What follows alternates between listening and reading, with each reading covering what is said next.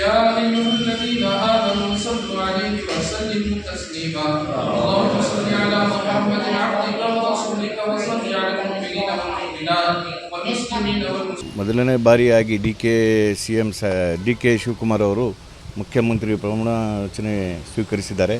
ಅವ್ರಿಗೆ ಯಾವುದೇ ಒಂಥರ ಕಂಟಕ ಬರಬಾರ್ದು ಅಂತೇಳಿ ನಾವು ಇವತ್ತು ಈ ಪ್ರಾರ್ಥನೆಯನ್ನು ಇಟ್ಟಿದ್ದೀವಿ.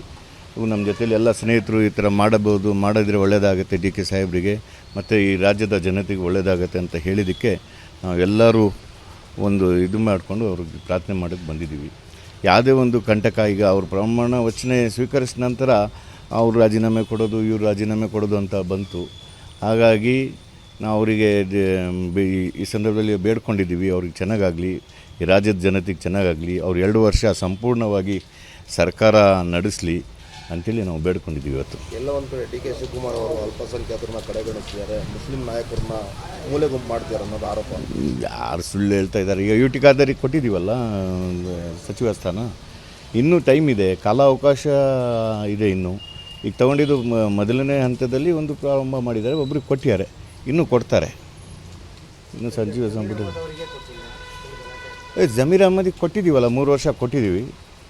ಈಗ ಸಿದ್ದರಾಮಯ್ಯನೂ ಬಿಟ್ಕೊಟ್ಟಿದ್ದಾರಲ್ವ, ಅದೇ ಥರ ಮುಂದಿನ ಪೀಳಿಗೆಯಲ್ಲಿ ಇನ್ನೂ 6 ಬಾರಿ 8 ಬಾರಿ ಗೆದ್ದಿರೋರು ನಮ್ಮ ಕಾಂಗ್ರೆಸ್ಸಲ್ಲಿ ಹಳೆ ಜನ ಇದ್ದಾರೆ. ಅವ್ರಿಗೆ ಕೊಡದಲ್ಲೇ ಬಿಟ್ಟು ಜಮೀರ್ ಅಹ್ಮದಿಗೆ ಫಸ್ಟು ಆದಿತ್ಯ ಕೊಟ್ಟಿದ್ದು ಒಳ್ಳೆ ನಡೆಸ್ತಾರೆ ಅಂತೇಳಿ. ಹೈಕಮಾಂಡ್ ಅವ್ರದ್ದು ಏನೋ ಒಂದು ಕೊಡಬಾರ್ದು ಅಂತ ಯಾರ ಹತ್ರ ಹೇಳ್ಯಾರ? ಕಾಲಾವಕಾಶ ಇದೆ, ಟೈಮ್ ಇದೆ. ಇನ್ನು ತನ್ವೀರ್ ಸೇಠ್ ಹಳೆಯವರು ಇದ್ದಾರೆ, ಸಲೀಮ್ ಅಹಮದ್ ಸಾಹೇಬರು ಇದ್ದಾರೆ, ರಿಜ್ವಾನ್ ಅರ್ಷದ್ ಹಳೆಯವರು ಇದ್ದಾರೆ.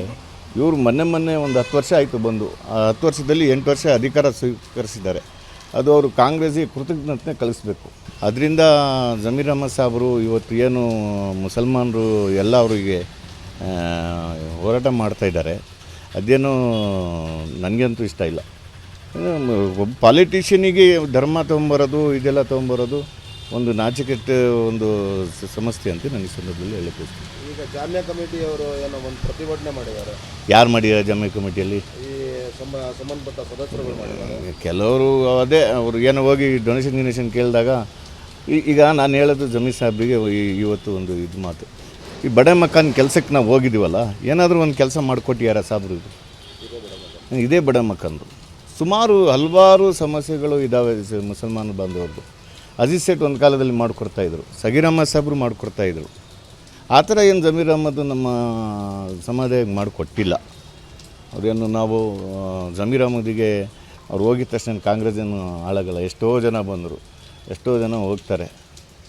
ಈಗ ದಾವಣಗೆರೆ ಚುನಾವಣೆಯಲ್ಲಿ ನೀವು ಕೇಳ್ತಿರೋ ಪ್ರಕಾರ, ದಾವಣಗೆರೆ ಚುನಾವಣೆಯಲ್ಲಿ ಅಲ್ಲಿ ಮಾಹಿತಿ ಇದ್ದಿದೆ, ಇವರು ವಿರೋಧ ಮಾಡಿದ್ದಾರೆ ಅಂತ ಮಾಹಿತಿ ಇದೆ. ನಾನು ಅಲ್ಲಿ ಹೋಗಿ ಕೆಲಸ ಮಾಡಿದ್ದೀನಿ, ಇದು ಮುಂಚೆನೂ ವಿಡಿಯೋ ಹಾಕಿದ್ದೀನಿ. ಅಲ್ಲಿ ಕಾಂಗ್ರೆಸ್ ಕೆಲವು ನಾಯಕರು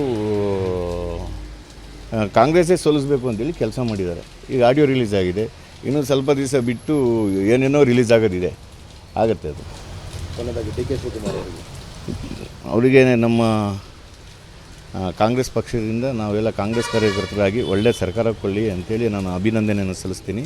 ನಮ್ಮೆಲ್ಲ ಇಲ್ಲಿ ಬಂದಿರೋರು ಎಲ್ಲರೂ ಡಿ ಕೆ ಶಿವಕುಮಾರಿಗೆ ಅಭಿನಂದನೆ ಸಲ್ಲಿಸಿ, ಹಾಗೂ BK ಹರಿಪ್ರಸಾದ್ ಅವರು ಈಗ ನಮ್ಮ ರಾಜ್ಯದ ಅಧ್ಯಕ್ಷರಾಗಿದ್ದಾರೆ. ಅವ್ರಿಗೂ ದೇವರು ಒಳ್ಳೆಯದು ಇಟ್ಕೊಳ್ಳಿ, ಅವರು ಒಂದು ಒಳ್ಳೆಯ ಶಕ್ತಿ ಕೊಡಲಿ ಅಂತೇಳಿ ಈ ಸಂದರ್ಭದಲ್ಲಿ ಹೇಳಕ್ಕಿಸ್ತೀನಿ.